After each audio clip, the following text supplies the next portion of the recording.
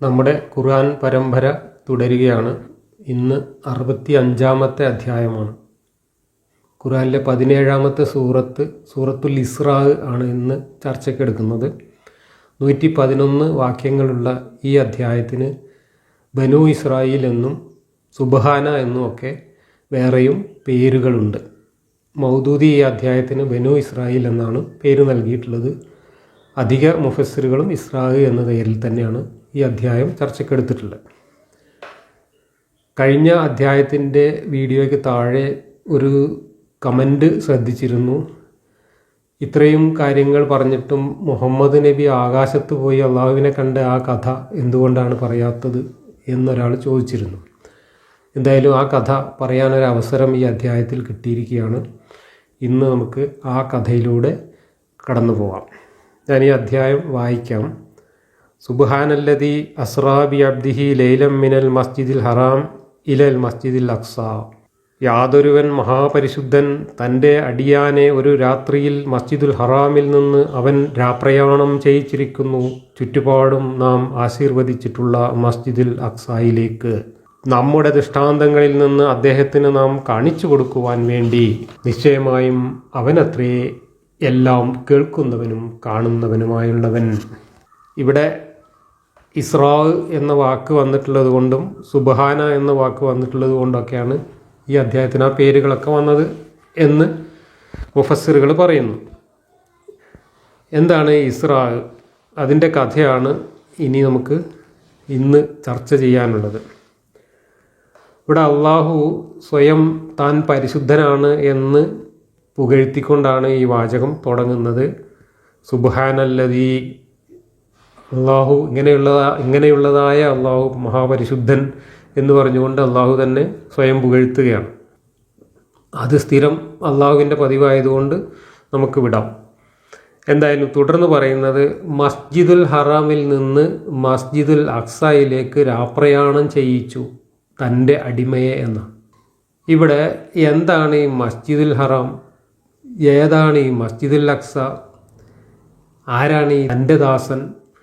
ഇതിനൊക്കെ നമ്മൾ അർത്ഥം ഗ്രഹിക്കണമെങ്കിൽ ഖുർആനൊക്കെ മടക്കി വെച്ചിട്ട് കിതാബുകളിലേക്ക് പോകണം. കിതാബുകളിൽ പോയി കഴിഞ്ഞാൽ മഹാ കോമഡിയാണ്. ഇസ്ലാമിൻ്റെ ചരിത്രത്തിൽ, ഖുർആനിൻ്റെ കഥാചരിത്രത്തിൽ ഇത്രയേറെ വൈരുദ്ധ്യങ്ങളും പൊള്ളത്തരങ്ങളും വെളിവാക്കപ്പെട്ടിട്ടുള്ള വേറൊരു കഥയുണ്ടോ എന്ന കാര്യം സംശയമാണ്. രാത്രി മുഹമ്മദിനെ മസ്ജിദുൽ ഹറാമിൽ നിന്ന് മസ്ജിദുൽ അഖ്സയിലേക്ക് പ്രയാണം ചെയ്യിച്ചു എന്നാണ് ഇവിടെ പറയുന്നത്. ഇതെന്തിനെക്കുറിച്ചാണ് എന്ന് വിശദീകരിക്കുന്നിടത്തുള്ള വൈരുദ്ധ്യങ്ങളാണ് ഏറ്റവും വലിയ കോമഡി എന്ന് പറയുന്നത്. ഇവിടെ മസ്ജിദുൽ അഖ്സ എന്നതിന് ഇന്ന് എല്ലാ മുസ്ലിം വ്യാഖ്യാതാക്കളും പറയുന്ന അർത്ഥം അത് ജെറൂസലേമിലുള്ള പള്ളിയാണ് എന്നാണ്. ജെറൂസലേമിലെ ടെമ്പിൾ മൗണ്ടിന് മുകളിൽ ഉണ്ടായിരുന്ന മസ്ജിദുൽ അഖ്സ എന്ന് പറയുന്ന ഒരു പള്ളി ആയിരുന്നു. ആ പള്ളിയിലേക്കാണ് മുഹമ്മദിനെ രാത്രിയിൽ അള്ളാഹു കൊണ്ടുപോയത് എന്നാണ് കഥ. മക്കയിൽ നിന്ന് 1000-ൽ പരം കിലോമീറ്റർ ദൂരെയുള്ള ഒരു സ്ഥലമാണ് ജെറൂസലേം എന്ന് പറയുന്നത്. അന്നത്തെ കാലത്ത് 1 മാസത്തെ വഴിദൂരം ആണ് അങ്ങോട്ട് ഉണ്ടായിരുന്നത്. എന്ന് വെച്ചാൽ മുഹമ്മദിനും കൂട്ടർക്കും ഒട്ടകങ്ങളെ തെളിച്ചുകൊണ്ട് കച്ചവടത്തിനൊക്കെ പോകുമ്പോൾ നടന്ന് അവിടെ എത്താൻ 1 മാസം എടുത്തിരുന്നു. അതാണ് ഈ 1 മാസത്തെ വഴിദൂരം. അത്രയും ദൂരെയുള്ള ഒരു സ്ഥലത്തേക്കാണ് ഒരു രാത്രി കുറഞ്ഞ സമയം കൊണ്ട് മുഹമ്മദിനെ അള്ളാഹു കൊണ്ടുപോയത്. അള്ളാഹു നേരിട്ടല്ല കൊണ്ടുപോയത് ബുറാക്ക് എന്ന് പറയുന്ന ഒരു കോവർ കഴുതയുടെ മുകളിൽ. കോവർ കഴുതയാണോ അതോ കഴുതയാണോ അതോ കുതിരയാണോ എന്നൊന്നും പറയാൻ പറ്റില്ല. ഇതെല്ലാം കൂടെ കൂടിയ ചിറകുള്ള ഒരു വെളുത്ത ജന്തുവിൻ്റെ മുകളിൽ കയറ്റിയിട്ട് ജിബ്രീൽ എന്ന മലക്കാണ് മൂപ്പരെ കൊണ്ടുപോയത് എന്നൊക്കെയാണ് കഥ. ഈ കഥയിൽ 2 കഥകളുണ്ട്. പക്ഷെ ഖുർആനിൽ ഈ ഒരു കഥ ഇപ്പോൾ ഈ പറഞ്ഞത് മാത്രമേ പറഞ്ഞിട്ടുള്ളൂ. പിന്നെ അവിടെ കണ്ട കുറച്ച് കാഴ്ചകൾ എന്ന രീതിയിലുള്ള ചില സൂചനകളും ഉണ്ട്. അത് എവിടെ കണ്ട കാഴ്ചയാണ് എന്നതിന് പോലും വ്യക്തത ഖുർആനിലില്ല. ഇവിടെ ഈ മസ്ജിദുൽ അഖ്സ എന്ന വാക്കിന് അറ്റത്തുള്ള പള്ളി എന്നാണ് അർത്ഥം. ദൂരെയുള്ള, അകലെയുള്ള പള്ളി എന്ന്. അല്ലെങ്കിൽ അകലെയുള്ള മസ്ജിദ് എന്നാണ് അർത്ഥം. ഇതേ കഥയിൽ അറ്റത്തുള്ള ഇലന്തമരം എന്ന് പറഞ്ഞ വേറൊരു പ്രയോഗമുണ്ട്. അവിടെ ആ ഇലന്തമരം എന്തായാലും ജെറൂസലേമിലുള്ള ഇലന്തമരമല്ല, അത് 7ാമത്തെ ആകാശത്തിൻ്റെ മുകളിൽ അള്ളാഹു കസേരയിട്ട് ഇരിക്കുന്നിടത്ത് ആ കസേരയുടെ അടുത്തായിട്ട് ഉയർന്നു നിൽക്കുന്ന ഒരു വലിയ മരമാണ്, ഇലന്തമരമാണ് ഈ അറ്റത്തുള്ള ഇലന്തമരം എന്ന് ഖുർആനിൽ പറയുന്നത്. അത് ഈ ആകാശയാത്രയിൽ മുഹമ്മദ് അവിടെ കണ്ടതാണ്. എന്നാൽ അകലെയുള്ള പള്ളി എന്ന് പറയുന്നത് മുഹമ്മദ് ആകാശത്ത് അള്ളാഹു ഇരിക്കുന്ന സ്ഥലത്തെ പള്ളിയാണോ അല്ലേ എന്ന കാര്യത്തിൽ സംശയമുണ്ട്. മുഹമ്മദ് എന്താണ് അവിടെ ഉദ്ദേശിച്ചിരുന്നത് എന്ന കാര്യത്തിൽ സംശയമുണ്ട്. എന്തായാലും ഇവിടെ പിന്നീട് വന്നിട്ടുള്ള വ്യാഖ്യാനങ്ങൾ ഹദീസുകളുടെ അടിസ്ഥാനത്തിലാണ്. ഹദീസുകൾ എടുത്ത് നോക്കിക്കഴിഞ്ഞാൽ ഇതിനകത്ത് ഈ 2 കഥകളും വളരെ വ്യത്യസ്തമായ രീതിയിൽ, പരസ്പര വിരുദ്ധമായ രീതിയിൽ, പല രൂപത്തിൽ പലയിടത്തായിട്ട് പറഞ്ഞത് കാണാം.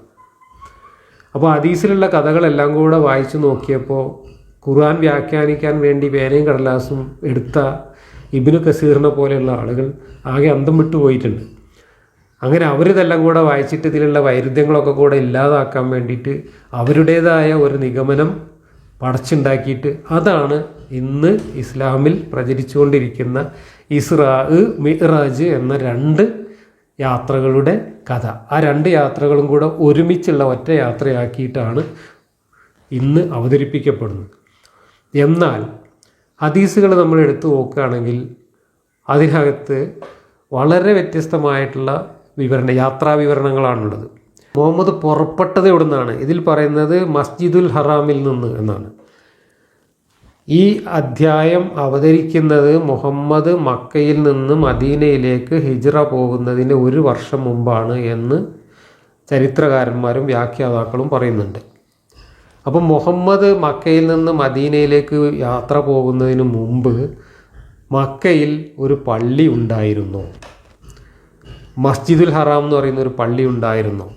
അവിടെ അങ്ങനെ ഒരു പള്ളിയില്ല. അവിടെ കഅബ എന്ന് പറയുന്ന ഒരുപാട് ഗോത്രമതക്കാരുടെ ഗോത്ര ദൈവങ്ങളെ ആരാധിച്ചിരുന്ന ഒരു ക്ഷേത്രമാണ് അവിടെ ഉണ്ടായിരുന്നത്.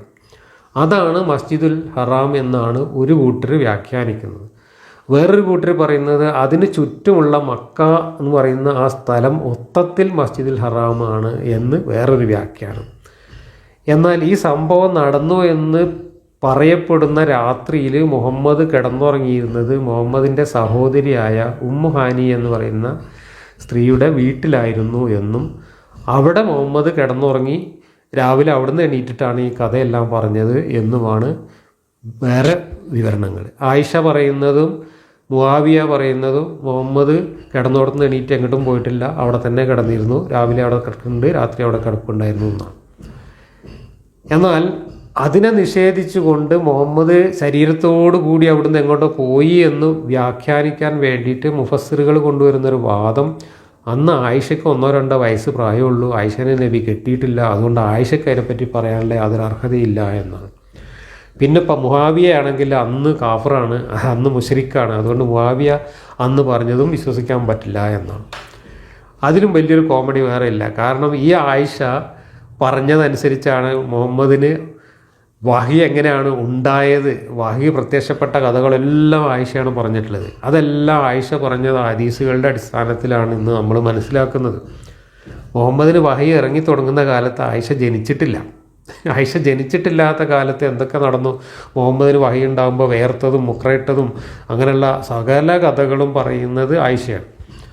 അപ്പോൾ ആയിഷ ജനിച്ചിട്ടില്ലാത്ത കാലത്ത് നടന്ന സംഭവങ്ങൾ ആയിഷ പറയുന്നതിനെ വളരെ ആധികാരികമായിട്ട് എടുക്കുന്ന ആളുകൾ തന്നെയാണ് ആയിഷയ്ക്ക് 1-2 വയസ്സുള്ളപ്പോൾ നടന്ന സംഭവം ആയിഷ പറഞ്ഞതുകൊണ്ട് വിശ്വസിക്കാൻ പറ്റില്ല എന്ന വാദം ഇവിടെ കൊണ്ടുവരുന്നത്. അതുപോലെ മുആവിയ അന്ന് മുശ്രിക്കായിരുന്നത് കൊണ്ട് അന്നത്തെ സംഭവങ്ങളെക്കുറിച്ച് മുആവിയ പറഞ്ഞതൊന്നും എടുക്കാൻ പറ്റില്ല എന്നാണ് ഇവിടെ വ്യാഖ്യാനിക്കുന്നത്. എന്നാൽ നമ്മൾ മനസ്സിലാക്കേണ്ടത് ഈ ഖുർആൻ ഉൾപ്പെടെ, ഈ ഖുർആൻ്റെ വ്യാഖ്യാനങ്ങൾ ഉൾപ്പെടെ ഹദീസുകൾ മുഴുവനും എഴുതപ്പെട്ടിട്ടുള്ളത് മുഹമ്മദ് നബിയുടെ മരണത്തിന് ശേഷമാണ്. ഹദീസുകൾ ക്രോഡീകരിച്ച് ഗ്രന്ഥരൂപത്തിലാക്കിയിട്ടുള്ളത് മുഹമ്മദ് നബി മരിച്ച് നൂറ്റാണ്ടുകൾക്ക് ശേഷമാണ്. മുആവിയയുടെ ഒക്കെ ഭരണകാലം അതൊക്കെ കഴിഞ്ഞു പോയിട്ടാണ്. അപ്പോൾ അന്ന് ക്രോഡീകരിച്ച ഹദീസുകളിൽ ഈ മുആവിയ പറഞ്ഞതും അബൂ സുഫിയാൻ പറഞ്ഞതും അതുപോലെയുള്ള ആളുകൾ പറഞ്ഞതും ആയിഷ പറഞ്ഞതും അന്ന് ഇല്ലാത്തവരും അന്ന് ജനിച്ചിട്ടില്ലാത്തവരും പറഞ്ഞതും ഒക്കെ ആയിട്ടുള്ള കഥകൾ ചേർത്താണ് ഈ ഹദീസുകളെല്ലാം ഉണ്ടാക്കിയിട്ടുള്ളത്. അപ്പോൾ ഈ ആയിഷയുടെ കാര്യത്തിലും പിന്നെ മുആവിയയുടെ കാര്യത്തിലും ഈ വ്യാഖ്യാനത്തിന് പറയുന്ന മുട്ടുന്യായങ്ങൾ എല്ലാ ഹദീസുകൾക്കും ബാധകമാക്കുകയാണെങ്കിൽ ഇസ്ലാമിൻ്റെ ചരിത്രം തന്നെ നമുക്ക് വിശ്വസിക്കാൻ പറ്റില്ല. കാരണം ഇതേപോലെ നേരിട്ടുള്ള അനുഭവിച്ച ആളുകളല്ല ഇതൊന്നും പറഞ്ഞിട്ടുള്ളത്. അനുഭവിച്ചവർ കേട്ടറിഞ്ഞുമേലെ അങ്ങനെ എത്രയോ തലമുറകൾ കൈമാറി കിട്ടിയ വിവരങ്ങൾ ശേഖരിച്ചിട്ടാണ് ഹദീസുകൾ ഉണ്ടായിട്ടുള്ളത്. ആ ഹദീസുകളുടെ അടിസ്ഥാനത്തിൽ ഊഹാപോഹങ്ങൾ വെച്ചിട്ടാണ് ചരിത്രം ഉണ്ടായിട്ടുള്ളത്. അതൊക്കെ വായിക്കുമ്പോൾ ഇസ്ലാമിനെക്കുറിച്ച് ഒരു കാര്യവും നമുക്ക് ആധികാരികമായിട്ട് ഇന്ന് വിശ്വസിക്കാൻ പറ്റില്ല. ഇവർ ഈ പറയുന്ന നിദാന ശാസ്ത്രം വിലക്കെടുക്കുകയാണെങ്കിൽ അതാണ് അതിലുള്ള ഒരു കോമഡി. അപ്പോൾ എവിടെ നിന്നാണ് മുഹമ്മദ് കയറിപ്പോയത് എന്ന കാര്യത്തിൽ ഇതാണ് അവസ്ഥ. അവിടെ മസ്ജിദുൽ ഹറാം എന്ന് ഖുർആൻ പറഞ്ഞത് കഅബയാണ് എന്ന് പറയാൻ പറ്റില്ല. കാരണം അന്ന് മുഹമ്മദ് കഅബയിലല്ല കിടന്നുറങ്ങിയിരുന്നത് എന്ന് ഉമ്മുഹാനിയും ആയിഷയും ഒക്കെ പറയുന്നുണ്ട്. ഉമ്മുഹാനിയുടെ വീട്ടിലാണ് കിടന്നുറങ്ങിയിരുന്നത് എന്ന് പറയുന്നു. അപ്പോൾ ഉമ്മുഹാനി തന്നെ പറയുന്ന ഹദീസിൽ അവിടെയാണ് കിടന്നുറങ്ങിയിരുന്നത്, അവിടുന്ന് എണീറ്റിട്ടാണ് ഈ കഥയൊക്കെ പറഞ്ഞത് എന്ന് പറയുന്നുണ്ട്. അപ്പോൾ കഅബയോ അല്ലെങ്കിൽ ഏതെങ്കിലും പള്ളിയോ ഒന്നുമല്ല, സഹോദരിയുടെ വീട്ടിൽ കിടന്നുറങ്ങുന്ന കിടക്കപ്പായാണ്. അതിനെന്തിനാണ് ഈ മസ്ജിദുൽ ഹറാം എന്നൊക്കെ പേരിട്ടത് എന്നതൊക്കെ വളരെ ദുരൂഹമാണ്. കാരണം ഈ കഥ തന്നെ യഥാർത്ഥത്തിൽ മുഹമ്മദ് പറഞ്ഞതാണോ എന്ന കാര്യത്തിൽ പോലും യാതൊരു വിശ്വാസ്യതയുമില്ല. കാരണം അത്രമാത്രം വൈരുദ്ധ്യങ്ങൾ ഈ കഥയുടെ വിവിധ ആഖ്യാനങ്ങളിൽ ഉണ്ട് എന്നുള്ളതാണ്. ഇനി മസ്ജിദുൽ അക്സായിലേക്ക് പോയി എന്ന് പറയുന്നത്, ഈ മസ്ജിദുൽ അക്സായ്ക്ക് ഇവിടെ കൊടുത്തിട്ടുള്ള വിശേഷണം അനുസരിച്ച് ചുറ്റുപാടും നാം ആശീർവദിച്ചിട്ടുള്ള എന്ന ആ ഒരൊറ്റ വിശേഷണം മതി ഇവർ പറയുന്ന മസ്ജിദുൽ അക്സ എന്ന് പറയുന്നത് ജെറൂസലേമിലെ മസ്ജിദുൽ അക്സ അല്ല എന്നതിൻ്റെ തെളിവായിട്ട്. കാരണം ജെറൂസലേമിൽ അന്ന് ഒരു മസ്ജിദില്ല. സോളമൻ എന്ന് പറയുന്ന ജൂതരാജാവ് അവരുടെ ഗോത്രദൈവമായ ജൂതന്മാരുടെ ഗോത്രദൈവമായ യഹോവയെ ആരാധിക്കാൻ വേണ്ടി ഉണ്ടാക്കിയ ക്ഷേത്രമായിരുന്നു ജെറൂസലേമിലുണ്ടായിരുന്ന സോളമൻ ടെമ്പിൾ എന്ന് പറയുന്ന ക്ഷേത്രം. അത് പള്ളിയല്ല, മസ്ജിദ് അല്ല, അവിടെ അള്ളാഹുവിനെ ആരാധിച്ചിട്ടില്ല, അത് മുസ്ലിങ്ങളുടെ പള്ളിയും ആയിരുന്നില്ല. അതിനെയാണ് ഇവിടെ ഉദ്ദേശിക്കുന്നതെങ്കിൽ അള്ളാഹു ചുറ്റുപാടിനെയും ആശീർവദിച്ചിട്ടുള്ള എന്ന വാക്യവുമായിട്ട് ആ ക്ഷേത്രത്തിൻ്റെ ചരിത്രം ഒരു തരത്തിലും പൊരുത്തപ്പെടുന്നില്ല. കാരണം മുഹമ്മദ് ഈ കാര്യം പറയുമ്പോൾ, അല്ലെങ്കിൽ മുഹമ്മദ് ജീവിച്ചിരുന്ന കാലത്ത് മുഹമ്മദ് അവിടെ കയറി വാതിൽ തുറന്ന് നിസ്കരിച്ചു എന്നൊക്കെ പറയുന്ന ആ പള്ളി ഒരു നുണയായിരുന്നു. അങ്ങനെ ഒരു പള്ളിയേ അവിടെ ഉണ്ടായിരുന്നില്ല. AD 1-ാം നൂറ്റാണ്ടിൽ റോമക്കാർ സമ്പൂർണമായി തകർത്ത് കളഞ്ഞ, അതിൻ്റെ തറയൊഴിച്ച് ബാക്കിയുള്ള ഒന്നും അവിടെ ഒരു ശേഷിപ്പ് പോലും ബാക്കിയില്ലാതെ തകർത്ത് കളഞ്ഞ സോളമൻ ടെമ്പിൾ, അവിടെ പരന്നു കിടക്കുന്ന ഒരു കുന്ന് മാത്രമാണ് മുഹമ്മദ് ജീവിച്ചിരുന്ന കാലത്തുണ്ടായിരുന്നത്. അവിടെ മുഹമ്മദ് പോയിട്ട് വാതിൽ തുറന്ന് പള്ളിയിൽ കയറി നിസ്കരിച്ചു എന്നൊക്കെ പറയണമെങ്കിൽ അത് കിളി പോയ ഒരാൾക്ക് മാത്രം പറയാൻ കഴിയുന്ന പച്ചക്കള്ളമാണ് എന്നുറപ്പാണ്. മറ്റൊന്ന്, അവിടെ അന്ന് ഈ സോളമൻ ടെമ്പിളാണ് ഉദ്ദേശിക്കുന്നതെങ്കിൽ അങ്ങനെ ഒരു പള്ളി അവിടെ ഉണ്ടാവാതിരിക്കാൻ തന്നെ കാരണം ആ പള്ളിയുടെ ചുറ്റുപാടും പരിസരവും ആ പള്ളിയും ഒരു ദൈവവും സംരക്ഷിച്ചിട്ടില്ല, ഒരു അനുഗ്രഹവും അതിനുണ്ടായിട്ടില്ല എന്നത് വേറൊരു വസ്തുത. ഇവിടെ പറഞ്ഞത് ചുറ്റുപാടിനെ ആശീർവദിച്ചിട്ടുള്ള പള്ളി എന്നാണ്. അപ്പോൾ ചുറ്റുപാടിനെ ആശീർവദിച്ചതിൻ്റെ കോലമാണ് അവിടെ പള്ളി പോലും അന്ന് ഇല്ലാതിരിക്കാനുള്ള കാരണം.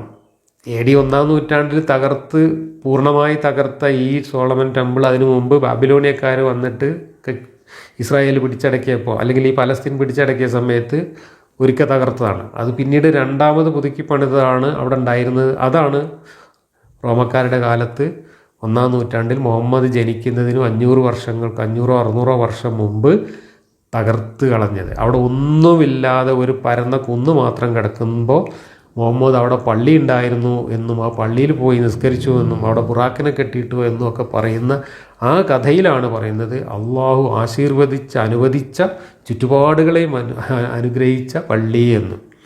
അപ്പോൾ അള്ളാഹു എത്രത്തോളം ആ പള്ളിയെ അനുഗ്രഹിച്ചിട്ടുണ്ട് എന്നുള്ളത് നമുക്ക് ആ പള്ളിയുടെ ചരിത്രം പരിശോധിച്ചാൽ അറിയാം പള്ളിയല്ല എന്ന് ഞാൻ പറഞ്ഞു. ഇനി പള്ളിയാണ് എന്ന് വാദത്തിന് സമ്മതിച്ചു കൊടുത്താൽ തന്നെയും ആ പള്ളി അവിടെ അള്ളാഹുവിൻ്റെ അനുഗ്രഹം കൊണ്ട് എത്ര കാലം നിലനിന്നിട്ടുണ്ട് എന്നും ആ പള്ളി എന്ന് മുതൽ അവിടെ ഇല്ലാതായി എന്നൊക്കെ പരിശോധിച്ചാൽ മുഹമ്മദ് ജനിക്കുന്നതിനും എത്രയോ നൂറ്റാണ്ടുകൾക്ക് മുമ്പ് ആ പള്ളി ഇല്ലാതായിട്ടുണ്ട്. പിന്നെ മുഹമ്മദിന് ശേഷം ഖലീഫ ഉമറിൻ്റെ കാലത്താണ് അവിടെ പോയിട്ട് ഈ പ്രദേശങ്ങളെല്ലാം മുസ്ലിങ്ങൾ പിടിച്ചടക്കിയതിന് ശേഷം, അന്ന് അവിടെ ജൂതന്മാർ ഇല്ല, ഉള്ള ജൂതന്മാർക്കും യാതൊരു പവറും ഇല്ലാത്ത കാലത്ത് അവിടെ പോയിട്ട് ബൈസൻ്റൈൻ്റെ ഭരണത്തിന് കീഴിലായിരുന്ന ആ പ്രദേശം മുസ്ലിങ്ങൾ പിടിച്ചടക്കി ഖലീഫ ഉമറിൻ്റെ കാലത്ത് പിടിച്ചടക്കിയതിന് ശേഷമാണ് അവിടെ ഈ കഥയ്ക്കനുസരിച്ച് അവിടെ പള്ളി പണിതത്. ഇനി ആ പള്ളിയൊക്കെ പണിതതിന് ശേഷമാണോ ഈ കഥകൾ ഉണ്ടായത് എന്നും ഉറപ്പില്ല. കാരണം ഈ കഥ അന്ന് പ്രചാരത്തിൽ ഉണ്ടായിരുന്നോ അതോ ഈ പള്ളിയൊക്കെ പിടിച്ചെടുത്തതിന് ശേഷം ഖലീഫ ഉമറിൻ്റെയൊക്കെ കാലത്തിന് ശേഷം ആ പള്ളിയെ ഇതുമായിട്ട് ബന്ധിപ്പിക്കാൻ വേണ്ടിയിട്ട്, ഇസ്ലാമിൻ്റെ കഥയുമായിട്ട് ബന്ധിപ്പിക്കാൻ വേണ്ടി മെനഞ്ഞുണ്ടാക്കിയ ഒരുപാട് കെട്ടുകഥകളിൽ ഒരു കെട്ടുകഥയാണോ ഇത് എന്നും അറിയില്ല. എന്തായാലും ഖുർആനിൽ ഈ പറഞ്ഞ സ്ഥലത്ത് അള്ളാഹു അനുഗ്രഹിച്ച അറ്റത്തുള്ള പള്ളി എന്ന് പറഞ്ഞത് ഈ മസ്ജിദുൽ അക്സ എന്ന് പറയുന്ന ജെറൂസലേമിലെ പള്ളി അല്ല എന്ന കാര്യം ഏറെക്കുറെ ചരിത്ര വസ്തുതകളുമായിട്ട് ബന്ധപ്പെടുത്തി നോക്കുമ്പോൾ നമുക്ക് വ്യക്തമാണ്. പിന്നെ ഏതായിരിക്കും അവിടെ ഉദ്ദേശിച്ചിട്ടുണ്ടാവുക? ഈ എലന്തമരം, അറ്റത്തുള്ള എലന്തമരം എന്നതുപോലെ തന്നെ അറ്റത്തുള്ള പള്ളി എന്നത് ഇവിടെ ഉദ്ദേശിച്ചിട്ടുണ്ടാവുക മുഹമ്മദ് ആകാശത്ത് അള്ളാഹുവിനെ കാണാൻ പോയപ്പോൾ അള്ളാഹു അനുഗ്രഹിച്ച് അള്ളാഹു ഇരിക്കുന്നതിൻ്റെ ചുറ്റുപാടുമുള്ള ഒരു പ്രദേശത്തെയോ അല്ലെങ്കിൽ അവിടുത്തെ ഒരു അള്ളാഹുവിൻ്റെ ആവാസ കേന്ദ്രത്തെയോ ഉദ്ദേശിച്ചായിരിക്കാം ഇവിടെ ഈ പറഞ്ഞിട്ടുണ്ടാവുക. അതിനെ പിന്നെ ജെറൂസലേമിലെ പള്ളിയൊക്കെ ആക്കി മാറ്റിയത് ജെറൂസലേമൊക്കെ പിടിച്ചടക്കിയതിന് ശേഷം ചരിത്രകാരന്മാരും ഹദീസ് ഉണ്ടാക്കുന്നവരും ഒക്കെ കൂടെ മെനഞ്ഞുണ്ടാക്കിയ കള്ളക്കഥയാവാനാണ് ഒരു സാധ്യത.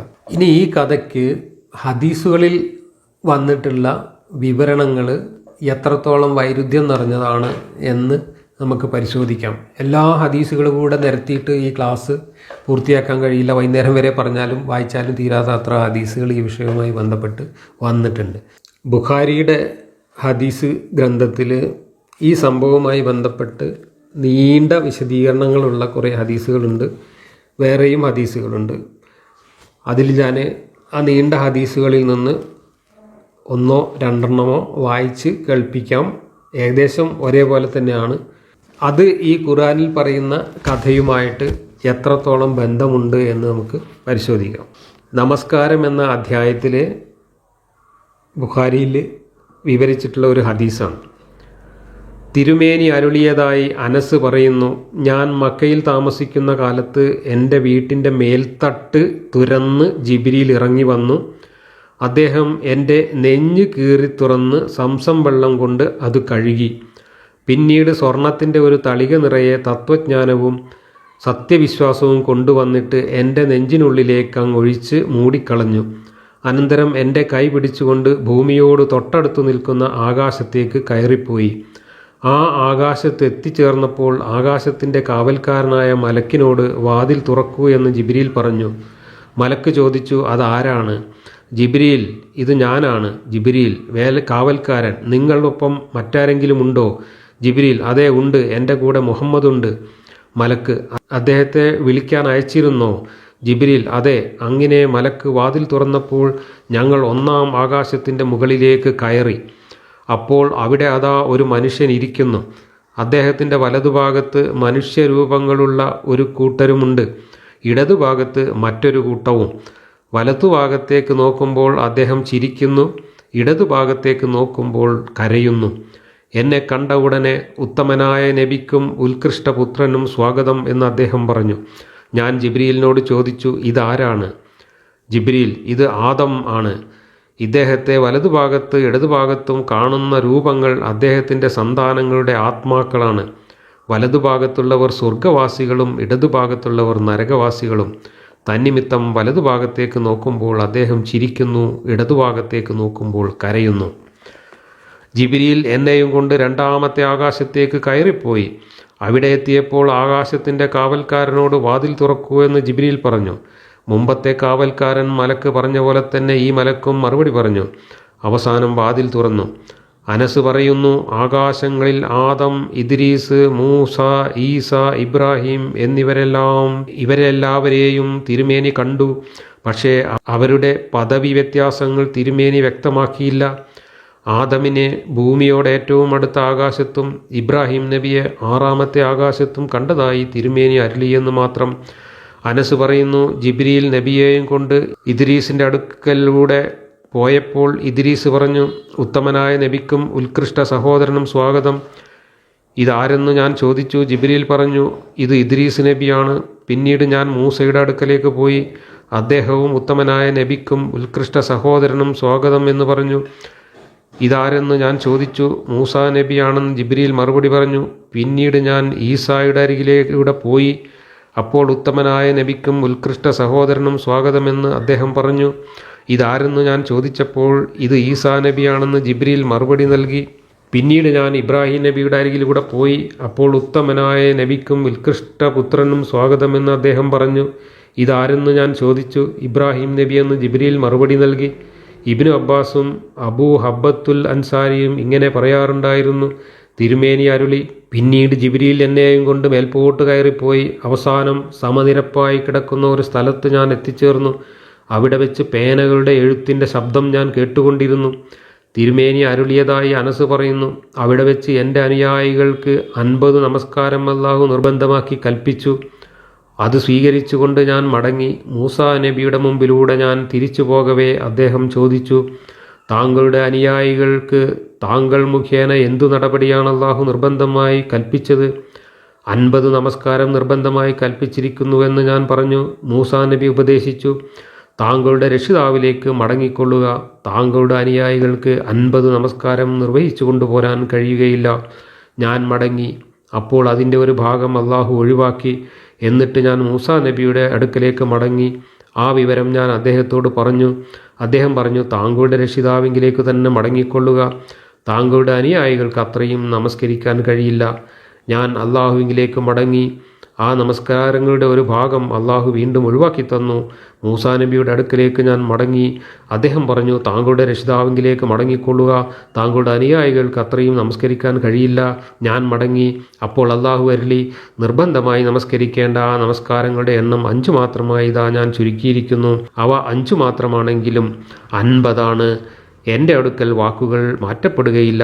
മൂസാ നബിയുടെ അടുക്കലേക്ക് ഞാൻ മടങ്ങിച്ചെന്നു. അപ്പോഴും താങ്കളുടെ രക്ഷിതാവിൻ്റെ അടുക്കലേക്ക് മടങ്ങിപ്പോയിക്കൊള്ളുക എന്ന് അദ്ദേഹം പറഞ്ഞു. ഞാൻ പറഞ്ഞു, എനിക്ക് എൻ്റെ രക്ഷിതാവിങ്കിൽ ചെല്ലാൻ ലജ്ജ തോന്നുന്നു.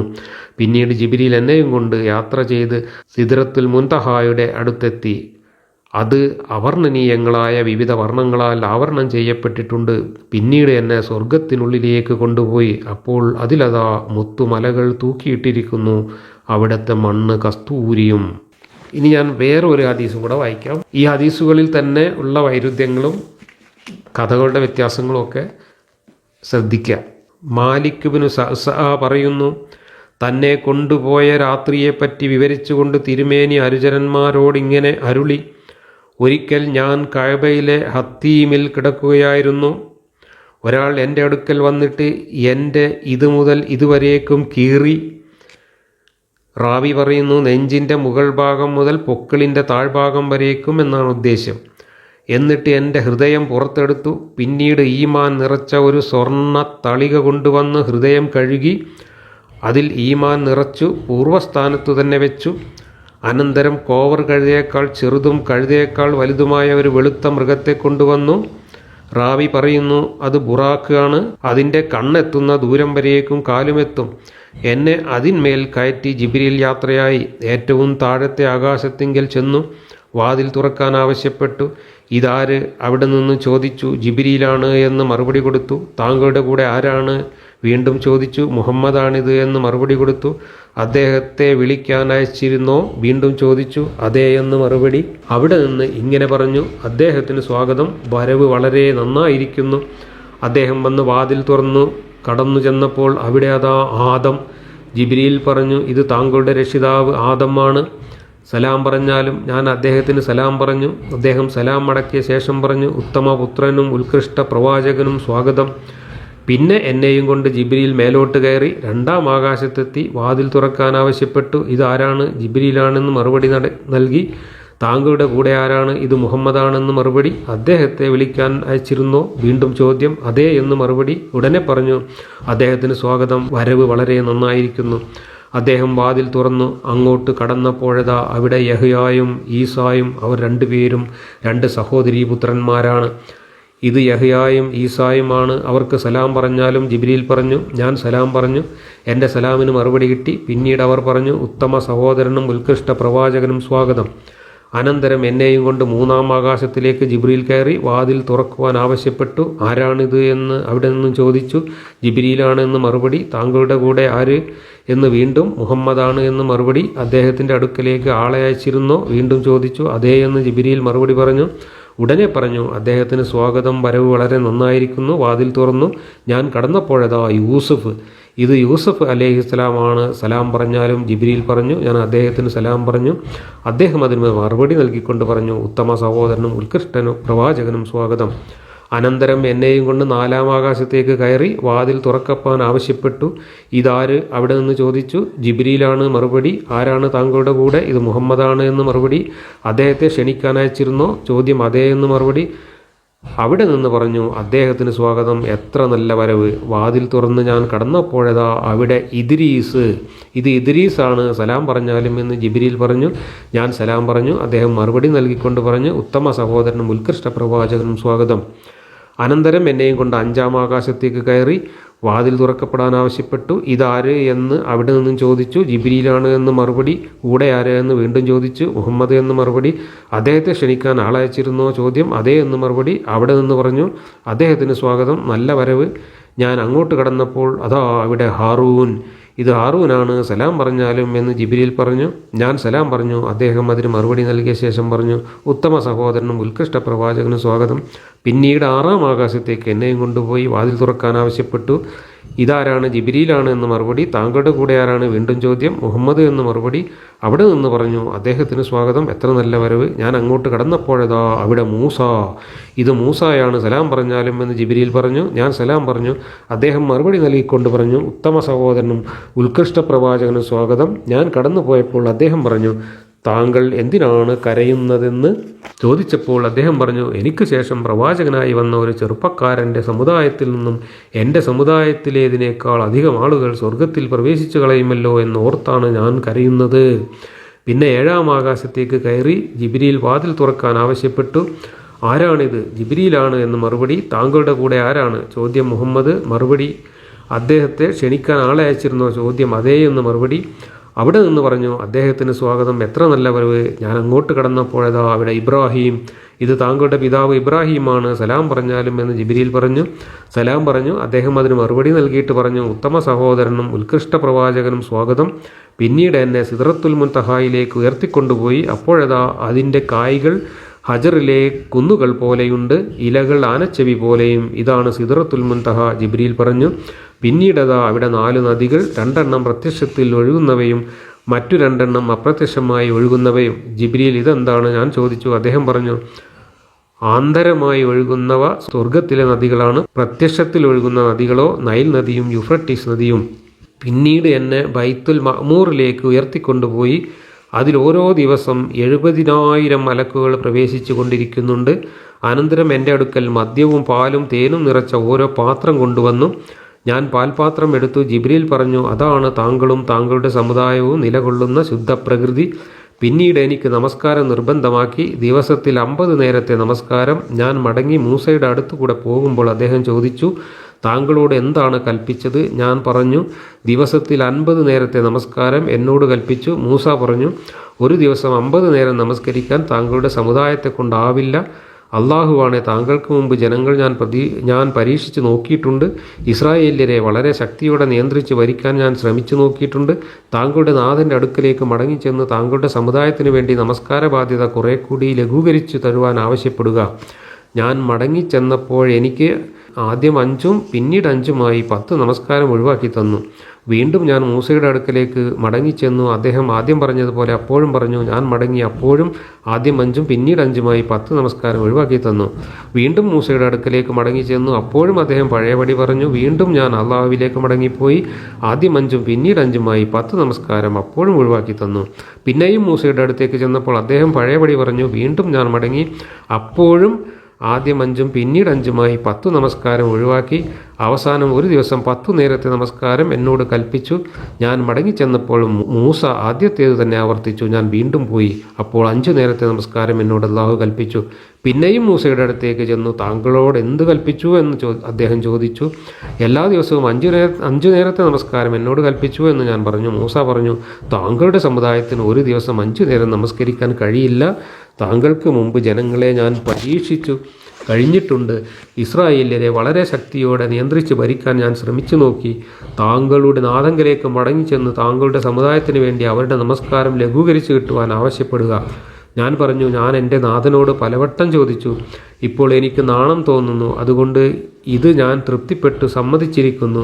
തിരുമേനി അരുളി. ഞാൻ അവിടം വിട്ട് കടന്നപ്പോൾ ഒരാൾ എന്നോട് വിളിച്ചു പറഞ്ഞു, ഞാൻ നിശ്ചയിച്ച ചുമതല ഞാനിതാ നടപ്പിൽ വരുത്തിക്കഴിഞ്ഞു. എൻ്റെ ദാസന്മാരുടെ നടപടി ഞാൻ ലഘൂകരിക്കുകയും ചെയ്തിരിക്കുന്നു.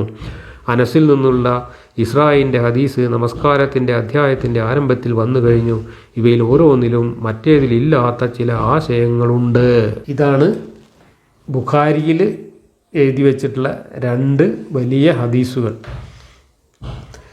ഇത് വായിച്ചപ്പോൾ നിങ്ങൾ കുറച്ച് കാര്യങ്ങൾ ശ്രദ്ധിച്ചിട്ടുണ്ടാവും എന്ന് വിചാരിക്കുന്നു. ഒന്ന്, ഇതിലെവിടെയും മസ്ജിദുൽ അഖ്സ എന്ന ജെറൂസലേം പള്ളി പറഞ്ഞിട്ടില്ല. മുഹമ്മദിനെ ജിബ്രീൽ രാത്രിയിൽ കിടന്നുറങ്ങുന്നിടത്ത് വന്നിട്ട് ആദ്യം പുറത്ത് കൊണ്ടുപോയി നെഞ്ച് കീറി, എന്നിട്ട് അവിടുന്ന് ഹൃദയം പുറത്തേക്കെടുത്ത് അത് സംസം വെള്ളം കൊണ്ട് കഴുകി വൃത്തിയാക്കി വെച്ച് തുന്നി, എന്നിട്ട് മുഹമ്മദിനെ നേരെ ആകാശത്തേക്ക് കൊണ്ടുപോയി എന്നാണ് ഈ 2 ഹദീസിലുള്ളത്.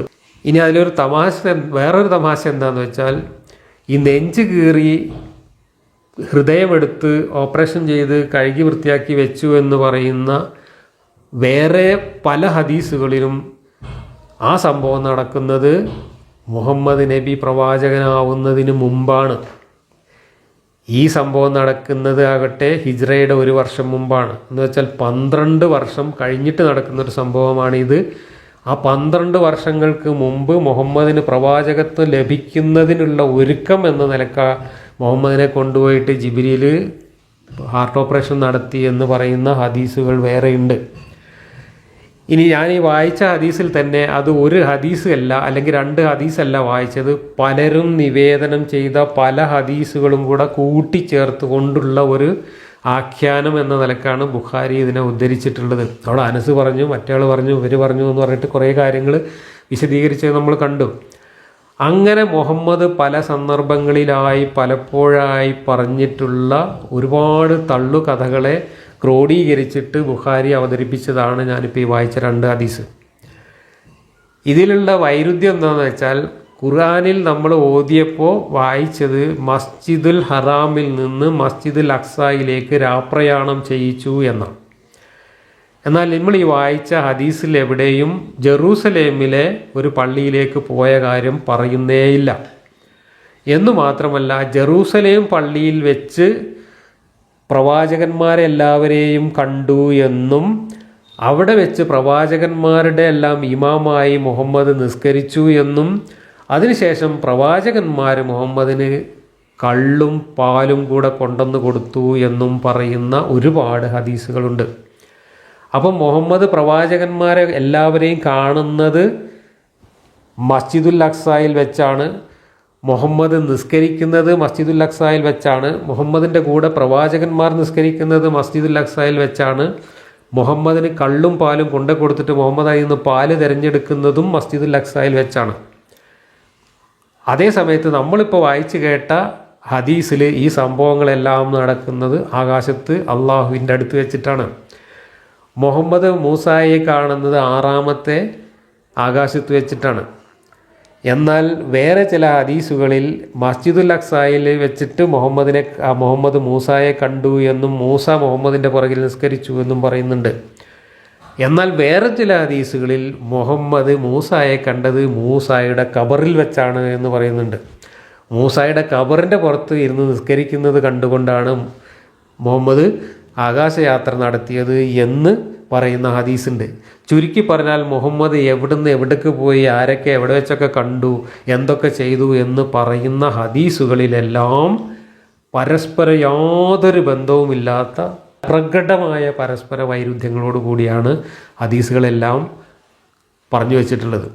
ആ ഹദീസുകളെല്ലാം കൂടെ വാരിക്കൂട്ടി വെച്ചിട്ട് വായിച്ചു നോക്കിയപ്പോൾ ആകെ അന്തം വിട്ടിട്ടാണ് ഇബ്നു കസീർ അതിൽ നിന്ന് മൂപ്പരുടെ സ്വന്തം വക ഒരു നിഗമനം മെനഞ്ഞുണ്ടാക്കിയിട്ട് അവതരിപ്പിച്ചിട്ടുള്ളത്. ആ നിഗമനങ്ങളുടെ അടിസ്ഥാനത്തിലാണ് പിന്നീട് ഇസ്ലാം ചരിത്രകാരന്മാർ കഥകളുണ്ടാക്കിയതും മദ്രസ പാഠപുസ്തകങ്ങളിലും മറ്റും ഈ കഥ കുട്ടികൾക്ക് പറഞ്ഞു കൊടുക്കുന്നതും അതിൻ്റെ അടിസ്ഥാനത്തിലാണ്. അപ്പോൾ ഒറിജിനൽ സോഴ്സ് ഖുർആനും ഹദീസും നോക്കിക്കഴിഞ്ഞാൽ നമുക്ക് ഈ പറയുന്ന കഥയൊന്നും അല്ല അവിടെ ഉള്ളത് എന്ന് കാണാം. അവിടെ ജെറൂസലേമിലെ ഒരു അക്സാ പള്ളിയോ അല്ലെങ്കിൽ ജെറൂസലേമിലെ ഒരു സോളമൻ്റെ പള്ളിയൊന്നും അവിടെ കാണുന്നില്ല. മാത്രമല്ല ഈ കഥയിൽ എവിടെയും സോളമൻ വരുന്നുമില്ല. അത് നിങ്ങൾ ശ്രദ്ധിച്ചോ? അതിനകത്ത് അപ്രധാനമായിട്ടുള്ള ഇദ്രീസും അതുപോലെയുള്ള പ്രവാചകന്മാരെ കുറിച്ചൊക്കെ പറയുന്നുണ്ട്, ഹാറൂനൊക്കെ പറയുന്നുണ്ട്. പക്ഷേ സോളമൻ അവിടെ പറയുന്നില്ല. യഥാർത്ഥത്തിൽ ബൈത്തുൽ മുഖദ്ദിസ് എന്ന് പറയുന്ന പള്ളി, അത് പള്ളിയായാലും അമ്പലമായാലും അത് നിർമ്മിച്ചയാൾ സോളമനാണ്, സുലൈമാൻ നബിയാണ്. ആ സുലൈമാൻ നബിയെ ഈ പള്ളിയിലും കാണുന്നില്ല, ആകാശത്ത് പോകുന്നിടത്തും കാണുന്നില്ല, ഈ കഥയിൽ തന്നെ വരുന്നില്ല. അപ്പോൾ ആകെ മൊത്തം എന്തൊക്കെയോ കിളിപോയ തള്ളുകൾ പല സന്ദർഭങ്ങളിലായി മുഹമ്മദ് തള്ളി വെച്ചിട്ടുള്ള ഈ കഥകളെല്ലാം കൂടെ ചേർത്ത് വെച്ചപ്പോൾ ഇതിലെ വൈരുദ്ധ്യങ്ങൾ കണ്ട് അന്തം വിട്ട ആളുകൾ ആ വൈരുദ്ധ്യങ്ങളെ പരമാവധി ഇല്ലാതാക്കാൻ വേണ്ടി ശ്രമിച്ച് ഉണ്ടാക്കിയ ഒരു കെട്ടുകഥയാണ് ഈ ബൈത്തുൽ മുഖദ്ദീസിലേക്ക് പോയി എന്നുള്ളത്. എന്നാൽ ഖുർആനിൽ ഉപയോഗിച്ചിട്ടുള്ളത് അറ്റത്തുള്ള പള്ളി എന്ന അർത്ഥത്തിലാണ്. അറ്റത്തുള്ള ഇലന്തമരം ആകാശത്തിൻ്റെ മുകളിലുള്ള ഇലന്തമരമാണെങ്കിൽ അറ്റത്തുള്ള പള്ളിയും അവിടെയുള്ള പള്ളിയാണ് എന്നർത്ഥം. മാത്രമല്ല ഈ കഥയിൽ ഇപ്പോൾ നമ്മൾ വായിച്ച കഥയിൽ മൂസായെ കാണുന്നതും ഈസായെ കാണുന്നതും ഇബ്രാഹിമിനെ കാണുന്നതൊക്കെ ആകാശത്തിൻ്റെ മുകളിലേക്ക് പോകുന്ന വഴി ഓരോ ആകാശത്തിൻ്റെ തട്ടുകളിൽ വെച്ചാണ്. അവിടെ വെച്ചിട്ടാണ് ഈ പാല് കൊടുക്കുന്നതും കള്ളു കൊടുക്കുന്നതും നിസ്കരിക്കുന്നതുമായിട്ടുള്ള കഥയെല്ലാം ഈ ഹദീസിൽ വരുന്നത്. അവിടെ എവിടെയും അക്സ പള്ളിയിലെ ജെറൂസലേമിലെ പള്ളിയിലേക്ക് പോയ കാര്യമോ അവിടെ പ്രവാചകന്മാരെ കണ്ട കാര്യമോ പറയുന്നില്ല. മുഹമ്മദ് ഈ ആകാശയാത്രയിൽ പ്രവാചകന്മാരെ കണ്ടത് ആകാശത്ത് വെച്ചാണോ അതോ ജെറൂസലേമിലെ പള്ളിയിൽ വെച്ചാണോ എന്ന് ഹദീസുകൾ നോക്കിക്കഴിഞ്ഞാൽ നമുക്ക് അന്തം വിട്ടുപോകും, മനസ്സിലാക്കാൻ കഴിയില്ല. രണ്ടും പറയുന്നുണ്ട്. മാത്രമല്ല മുഹമ്മദിൻ്റെ ഈ ഹാർട്ട് ഓപ്പറേഷൻ നടന്നത് വഹി കിട്ടുന്നതിന് മുമ്പാണ് എന്ന് പറയുന്ന ഹദീസുകളുണ്ട്. എന്നാൽ ഇവിടെ ആ കീറലും ഓപ്പറേഷനും ആകാശത്തേക്ക് കൊണ്ടുപോകലും ഒക്കെ ഒരു സംഭവമായിട്ടാണ് ഇപ്പോൾ നമ്മൾ വായിച്ച ബുഖാരി ഹദീസിലുള്ളത്. അപ്പോൾ ഖുർആനിലെ ഈ ഇസ്രാ എന്ന് പറയുന്ന സംഭവം യഥാർത്ഥത്തിൽ എന്താണ്? ഒരു പിടുത്തവും കിട്ടുന്നില്ല. പിടുത്തം കിട്ടുന്നില്ല എന്ന് മാത്രമല്ല, ഇതിനെക്കുറിച്ച് വ്യത്യസ്തമായ അഭിപ്രായങ്ങളാണെന്നും പരസ്പര വിരുദ്ധമായ ഹദീസുകളാണ് എന്നും ഈ തഫ്സീറുകാർ തന്നെ പറയുന്നുണ്ട്.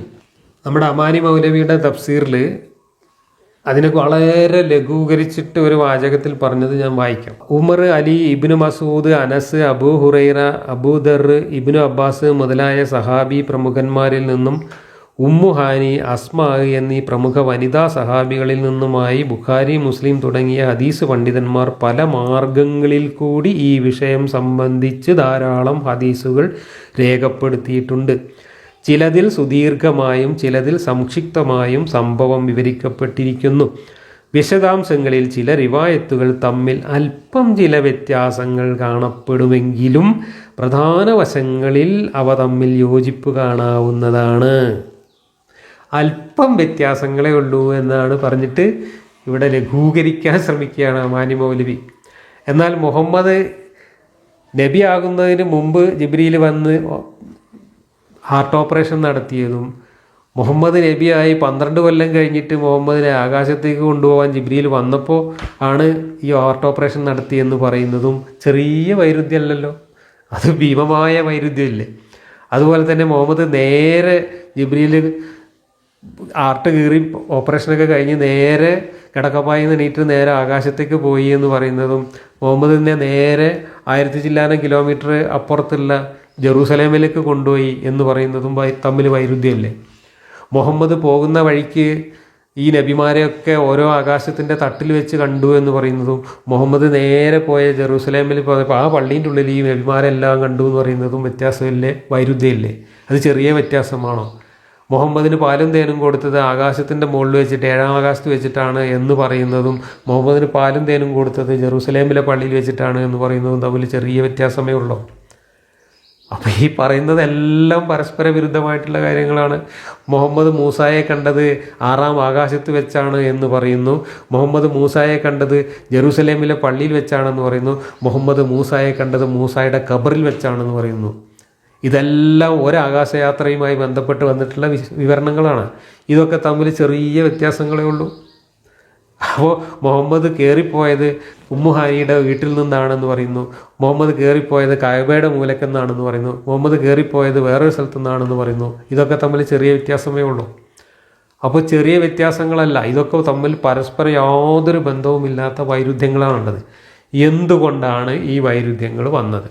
ഈ വൈരുദ്ധ്യങ്ങൾ വരാനുള്ള കാരണം മുഹമ്മദ് ഇതുപോലുള്ള കഥകൾ പറയുമ്പോൾ ഒരിക്കൽ പറഞ്ഞത് ഓർക്കാതെ മറ്റൊരു സന്ദർഭത്തിൽ വേറെ നുണ പറയുകയാണ്. ഒരു നുണ ഒരു പ്രാവശ്യം പറഞ്ഞത് ഓർത്തിരിക്കാതെ അതേ നുണ മറ്റൊരു സന്ദർഭത്തിൽ ആവർത്തിച്ചാൽ ഈ രണ്ട് നുണകളും തമ്മിൽ പരസ്പരം ബന്ധമില്ലാത്ത രണ്ട് നുണകളായിട്ട് മാറും.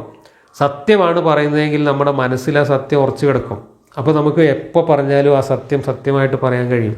പക്ഷെ പച്ച കള്ളം ഉണ്ടാക്കി പറഞ്ഞു കഴിഞ്ഞാൽ പിന്നെ ആ പറഞ്ഞ കാര്യം നമ്മൾ ഒരു കൊല്ലം കഴിയുമ്പോൾ അല്ലെങ്കിൽ ഏതാനും മാസങ്ങൾ കഴിയുമ്പോൾ മറന്നു പോകും. അതേ കള്ളം നമ്മൾ ആവർത്തിക്കുമ്പോൾ ആദ്യം പറഞ്ഞതുമായിട്ട് വ്യത്യാസം വരും. ഇത് ഹദീസിൽ മാത്രമല്ല സംഭവിച്ചിട്ടുള്ളത്, ഖുർആനിൽ ഇങ്ങനെ സംഭവിച്ചതിൻ്റെ നിരവധി ഉദാഹരണങ്ങൾ ഞാൻ മുമ്പ് പല വീഡിയോകളിലും തെളിവ് സഹിതം കാണിച്ചിട്ടുണ്ട്. മുഹമ്മദ് ഇതേമാതിരിയുള്ള കള്ളത്തരങ്ങൾ ഓരോ നുണകൾ വിളിച്ചു പറയും. ഈ പരലോകത്തെ കാര്യങ്ങളും ഇതുപോലെയുള്ള തള്ളു കഥകൾ പറയുമ്പോഴാണ് ഈ വൈരുദ്ധ്യങ്ങൾ വരുന്നത്. പരലോകത്ത് ഉയർത്തെഴുന്നേൽക്കുമ്പോൾ എല്ലാവരും അന്ധരും ബധിരരും മൂകരുമായിരിക്കും എന്നൊരു സ്ഥലത്ത് പറഞ്ഞു മുഹമ്മദ്. പിന്നെ അതേ കഥ വേറൊരു സ്ഥലത്ത് പറയുമ്പോൾ എല്ലാവർക്കും ഇങ്ങനെ പുസ്തകം വായിക്കാൻ കൊടുക്കും, അവരിങ്ങനെ വായിച്ചു നോക്കും എന്നൊക്കെ പറഞ്ഞിട്ട് അവിടെ കാഴ്ചക്കൊരു കുറവില്ല, കേൾവിക്ക് കുറവില്ല, എന്നിട്ട് അവർ വർത്തമാനം പറയുന്നതൊക്കെ പറയുന്നു. അപ്പോൾ ആദ്യം പറഞ്ഞത് മറന്ന് രണ്ടാമത് വേറൊരു നുണ പറഞ്ഞു. ഇങ്ങനെ നുണകൾ പറയുമ്പോൾ പരസ്പര വിരുദ്ധമാവുകയും ആ നുണകൾ പൊളിയുകയും ചെയ്യും. ഇങ്ങനെയാണ് പോലീസുകാരൊക്കെ കേസ് തെളിയിക്കുന്നത്. അങ്ങനെയാണ്. ഒരാൾ കള്ളം പറഞ്ഞു കഴിഞ്ഞാൽ എങ്ങനെയായാലും അത് കുറച്ച് കഴിയുമ്പോൾ പൊളിയും. കാരണം ആ കള്ളം അയാൾക്ക് അതേപടി ആവർത്തിക്കാൻ കഴിയില്ല. ഇവിടെ മുഹമ്മദ് ഈ ആകാശത്ത് പോയി എന്നുള്ള കള്ളക്കഥ പല സന്ദർഭങ്ങളിലായിട്ടാണ് പറഞ്ഞത്. പലരോടും പല ആവശ്യങ്ങൾക്കായിട്ടാണ് പറഞ്ഞത്. അങ്ങനെ പറഞ്ഞപ്പോൾ ആദ്യം പറഞ്ഞത് ഓർക്കാതെ പിന്നെയും വ്യത്യാസപ്പെടുത്തി അങ്ങനെ പറഞ്ഞുകൊണ്ടിരുന്നു. അങ്ങനെ പറഞ്ഞതെല്ലാം അനുയായികൾ ഓർത്തു വെക്കുകയോ എഴുതി വെക്കുകയോ ചെയ്തു. അതെല്ലാം കൂടെ കൂട്ടിവെച്ച് വായിച്ചപ്പോൾ വൈരുദ്ധ്യങ്ങൾ കണ്ട് അന്തം വിട്ടിട്ട് പിന്നെ വ്യാഖ്യാതാക്കൾ അതിനെ കുഴച്ച് മറിച്ച് വേറൊരു കഥയാക്കി മാറ്റി. അങ്ങനെയാണ് ഈ കഥ വന്നിട്ടുള്ളത് എന്ന കാര്യം ഉറപ്പാണ്. ഞാൻ ഇബ്നു കസീറിൻ്റെ തഫ്സീർ നോക്കി. ഇബ്നു കസീറിൻ്റെ തഫ്സീറിൽ ഒരുപാട് ഹദീസുകൾ ഉദ്ധരിച്ചിട്ടുണ്ട്. ആ ഹദീസുകളെല്ലാം പരസ്പരം ഒരു ബന്ധവുമില്ലാത്ത വിവരണങ്ങളാണ്. എന്നിട്ട് അവസാനം ഇബ്നു കസീർ അതിനെല്ലാം കൂടെ ചേർത്ത് വെച്ചിട്ട് അദ്ദേഹത്തിൻ്റെതായ ഒരു നിഗമനം എന്ന രീതിയിൽ വേറൊരു കഥ അവതരിപ്പിക്കുകയാണ്. അതിനെക്കുറിച്ച് ഞാൻ വായിക്കാം. മിക്കവാറും ഹദീസുകളും റിവായത്തുകളും ഉദ്ധരിച്ച ശേഷം ഇബ്നു കസീർ ഇസ്രായിനെ പറ്റി പ്രസ്താവിച്ചതിൻ്റെ ചുരുക്കം താഴെ കൊടുക്കുന്നു. നബി ഉണർച്ചയിലായിരുന്നപ്പോൾ തന്നെ സ്വപ്നത്തിലല്ല മക്കായിൽ നിന്ന് ബൈത്തുൽ മുഖദ്ദിസിലേക്ക് ബുറാക്കിന്മേൽ രാത്രിയിൽ തിരുമേനി കൊണ്ടുപോകപ്പെട്ടു. പള്ളിയുടെ വാതിൽക്കലെത്തിയപ്പോൾ മൃഗത്തെ വാതിൽക്കൽ കെട്ടി പള്ളിയിൽ കടന്ന് 2 റക്അത്ത് നിസ്കരിച്ചു. പിന്നീട് മിഅ്റാജ് കൊണ്ടുവരപ്പെട്ടു. മിഅ്റാജ് എന്ന് പറഞ്ഞാൽ കയറിപ്പോകാനുള്ള സാധനം എന്നാണ് അർത്ഥം. പല പടികളുള്ള കോണി പോലെയായിരുന്നു അത്. അതിലായി അടുത്ത ആകാശത്തിലേക്കും മറ്റുള്ള ആകാശത്തിലേക്കും തിരുമേനി കയറിപ്പോയി. അതിലെ പ്രധാനികളായ ആളുകൾ തിരുമേനിയെ സ്വീകരിച്ചു. ആകാശങ്ങളിലുണ്ടായിരുന്ന പ്രവാചകന്മാർക്ക് അവരുടെ പദവി ക്രമമനുസരിച്ച് നബി സലാം പറയുകയും ചെയ്തു. അങ്ങനെ 6-ാം ആകാശത്തിൽ കലീമായ അള്ളാഹുവിൻ്റെ സംസാരം നേരിൽ കേട്ട പ്രവാചകനായ മൂസ നബിയുടെയും 7-ാം ആകാശത്തിൽ ഖലീലായ, അതായത് അള്ളാഹുവിൻ്റെ ഉറ്റ ചങ്ങാതി എന്ന് അള്ളാഹു വിശേഷിപ്പിച്ച ഇബ്രാഹിം നബിയുടെയും അടുക്കൽ തിരുമേനി ചെന്നു. പിന്നീട് അവിടെ നിന്നും അപ്പുറം കടന്ന് അള്ളാഹു കണക്കാക്കുന്ന കാര്യങ്ങളെ രേഖപ്പെടുത്തുന്ന പേനകളുടെ ചലനം കേൾക്കുമാറുള്ള ഒരു മണ്ഡലത്തിൽ തിരുമേനി എത്തി. സിദ്റത്തുൽ മുൻതഹ എന്ന വൃക്ഷവും കണ്ടു. അതിമഹത്തായ പല കാര്യങ്ങളും കണക്കറ്റ വർണ്ണങ്ങളും മലക്കുകളും അതിനെ ആവരണം ചെയ്തിരുന്നു. അവിടെ വെച്ച് ജിബ്രീലിനെ അദ്ദേഹത്തിൻ്റെ സാക്ഷാൽ രൂപത്തിൽ 600 ചിറകുകൾ സഹിതം തിരുമേനി കാണുകയുണ്ടായി. ബൈത്തുൽ മഅ്മൂറും തിരുമേനി കണ്ടു. ഭൂമിയിലെ കഅബയുടെ സ്ഥാപകനായ ഇബ്രാഹിം നബി അതിലേക്ക് പുറംചാരി ഇരിക്കുന്നതായിട്ടാണ് തിരുമേനി കണ്ടത്. കാരണം അത് ആകാശത്തിലെ കഅബയാകുന്നു. ദിവസം തോറും 70,000 മലക്കുകൾ അതിൽ പ്രവേശിച്ച് ആരാധനാകർമ്മങ്ങൾ നടത്തുന്നു. അപ്പോൾ അവിടെ ഒരു കഅബ ഉണ്ട് എന്ന് ഇബ്നു കസീർ നിഗമനത്തിലെത്തിയതാണ്. ആ കഅബയായിരിക്കാം ഖുർആൻ പറയുന്ന മസ്ജിദുൽ അഖ്സ എന്ന് അനുമാനിക്കാം. 50 നേരത്തെ നമസ്കാരം അവിടെ വെച്ച് നിർബന്ധമാക്കപ്പെട്ടു. അനന്തരം മൂസാ നബിയുടെ ഉപദേശപ്രകാരം തിരുമേനി അള്ളാഹുവിനോട് അപേക്ഷിച്ചതനുസരിച്ച് എണ്ണം കുറേശ്ശെ ചുരുക്കിക്കൊടുത്തു കൊണ്ട് അതിൽ ലഘുത്വം നൽകി. അത് 5 നേരമാക്കി ഇളവ് ചെയ്തു കൊടുക്കുകയും ചെയ്തു. നമസ്കാരത്തിൻ്റെ മഹത്വവും മനുഷ്യരോട് അള്ളാഹുവിനുള്ള കാരുണ്യവും നിമിത്തമാണത്. പിന്നീട് തിരുമേനി ബൈത്തുൽ മുഖദ്ദിസിലേക്ക് ഇറങ്ങിപ്പോരുകയും അവിടെ വെച്ച് കണ്ട പ്രവാചകന്മാരെയും കൊണ്ട് നമസ്കരിക്കുകയും ചെയ്തു. പിന്നീട് തിരുമേനി ബുറാക്കിന്മേൽ കയറിക്കൊണ്ട് ഇരുട്ടത്ത് തന്നെ മക്കായിലേക്ക് മടങ്ങിപ്പോവുകയും ചെയ്തു. വാസ്തവം അള്ളാഹുവിനറിയാം. ആ യാത്രയിൽ നബിക്ക് പോലും തേനും മറ്റും കാണിക്കപ്പെട്ടതും അവിടുന്ന് പാൽ തിരഞ്ഞെടുത്തതും ബൈത്തുൽ മുഖദ്ദസിൽ വെച്ചാണെന്നും ആകാശത്ത് വെച്ചാണെന്നും റിവായത്ത് വന്നിട്ടുണ്ട്. ഒരു പക്ഷേ 2 ഇടത്ത് വെച്ചും അതുണ്ടായിരിക്കുവാൻ സാധ്യതയുണ്ട്. കാരണം സന്ദർശനത്തിന് വരുന്ന ആൾക്ക് നൽകപ്പെടുന്ന ഒരു സൽക്കാരം പോലെയുള്ളതാണല്ലോ അത്. അള്ളാഹുവിനറിയാം. ഇവിടെ ഇബ്നു കസീർ നടത്തുന്ന തരികിടയാണ് നമ്മളിപ്പോൾ ഈ വായിച്ചത്. അവിടെ ഈ മടങ്ങി വരുമ്പോൾ ബൈത്തുൽ മുഖദ്ദിസിലേക്ക് മടങ്ങി വന്നു എന്നും അപ്പോഴാണ് അവിടെ വെച്ചിട്ട് നബിമാരെ കണ്ട് നിസ്കരിച്ചതെന്നും അവിടെ വെച്ചിട്ടാണ് ഈ പാലും തേനും സൽക്കരിച്ചത് എന്നൊക്കെ പറഞ്ഞിട്ട് ഉരുളുകയാണ് ഇവിടെ ചെയ്യുന്നത്. എന്നാൽ അങ്ങനെയല്ല. നബി പറഞ്ഞിട്ടുള്ള ഹദീസുകളിലൊന്നും അങ്ങനെയല്ല പറഞ്ഞിട്ടുള്ളത്. ആ ഹദീസുകളെല്ലാം കൂടെ കൂട്ടിവെച്ചപ്പോഴുള്ള വൈരുദ്ധ്യങ്ങൾ ഇല്ലാതാക്കാൻ വേണ്ടിയിട്ട് ഈ മടക്കയാത്രയിലാണ് ബൈത്തുൽ മുഖദ്ദിസിൽ നബിമാരെ കണ്ടത് എന്നതും അവിടെ വെച്ചിട്ട് സൽക്കരിച്ചത് എന്നതുമുള്ള ഒരു നുണ ഇവിടെ ഇബ്നു കസീർ സ്വന്തമായിട്ട് പഠിച്ചുണ്ടാക്കിയിരിക്കണം. എന്നാൽ മറ്റ് ഹദീസുകളിൽ പറയുന്നത് ആദ്യം അങ്ങോട്ട് പോകുമ്പോൾ തന്നെയാണ് ബൈത്തുൽ മുഖദ്ദിസിൽ വെച്ചിട്ട് മൂസാനെ കാണുന്നതും നബിമാരെ കാണുന്നതും അവരൊപ്പം നിസ്കരിക്കുന്നതും പിന്നെ അവിടുന്ന് പാലും തേനും കൊടുക്കുന്നതൊക്കെ ചില ഹദീസുകളിൽ അങ്ങനെയാണ്. അത് കഴിഞ്ഞിട്ട് അവിടുന്ന് പിന്നെ ആകാശത്തേക്ക് പോവുകയാണ് ചെയ്യുന്നത്. എന്നാൽ പ്രധാനപ്പെട്ട ഹദീസിൽ ഇപ്പോൾ നമ്മൾ ആദ്യം വായിച്ച ബുഖാരി ഹദീസിൽ ഒന്നും ഈ ബൈത്തുൽ മുഖദ്ദിസിലേക്കുള്ള പോക്കില്ല. ബൈത്തുൽ മുഖദ്ദിസിലേക്കല്ല പോകുന്നത്, മസ്ജിദുൽ അഖ്സയിലേക്കാണ് പോകുന്നത്. മസ്ജിദുൽ അഖ്സ എന്ന് പറയുന്നത് ഖുർആനിലും ഈ ഹദീസിലും ഒക്കെ വന്നിട്ടുള്ള വിവരണങ്ങൾ വെച്ച് നോക്കുമ്പോൾ ആകാശത്തും ഈ കഅബയുടെ നേരെ മുകളിലായിട്ട് ആ 7ാം ആകാശത്തിൻ്റെ മുകളിലും മറ്റൊരു കഅബ ഉണ്ട്.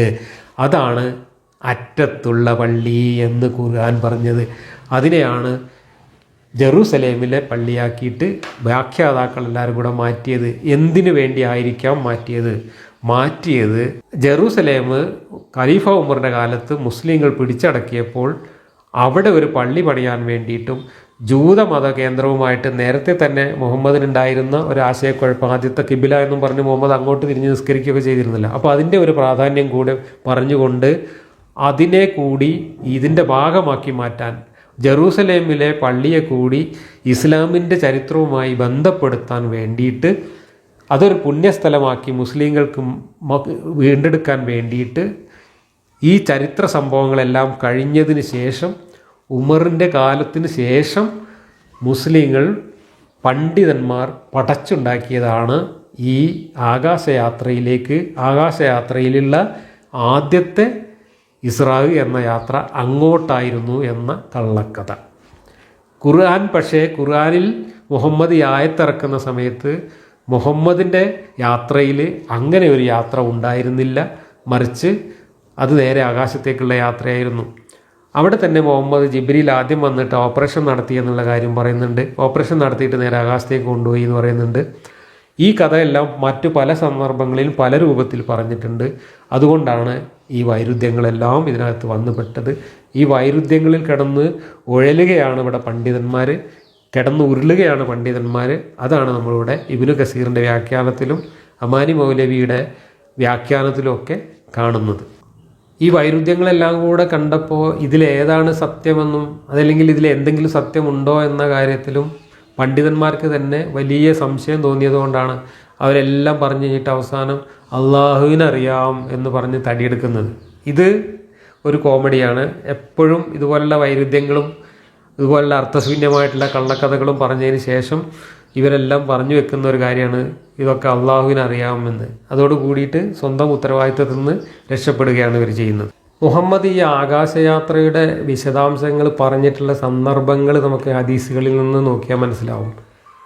മുഹമ്മദിന് ഏതെങ്കിലും കാര്യം പറയാൻ വേണ്ടിയിട്ട്, ആളുകളെ പേടിപ്പിക്കാൻ വേണ്ടി, അല്ലെങ്കിൽ എന്തെങ്കിലും കുറ്റകൃത്യങ്ങൾ ചെയ്ത ആളുകൾക്ക് ഇന്ന ശിക്ഷകളാണ് പരലോകത്ത് ലഭിക്കുക എന്ന് വിവരിക്കാൻ വേണ്ടിയിട്ട് പല സന്ദർഭങ്ങളിലും മുഹമ്മദ് പറഞ്ഞിട്ടുള്ള ഒരു കഥയാണ്, ഞാൻ ആകാശത്ത് പോയപ്പോൾ നരകത്തിലേക്ക് നോക്കി, അപ്പോൾ ആ നരകത്തിൽ ഇന്ന കോലത്തിൽ ശിക്ഷ അനുഭവിക്കുന്നവരെ കണ്ടു, അപ്പോൾ അതെന്താണെന്ന് നമ്മൾ ചോദിച്ചു, അപ്പോൾ അത് ഇന്ന കുറ്റം ചെയ്തവരാണ് എന്ന് പറഞ്ഞു എന്ന് വിവരിക്കുന്ന ഒരുപാട് ഹദീസുകളുണ്ട്.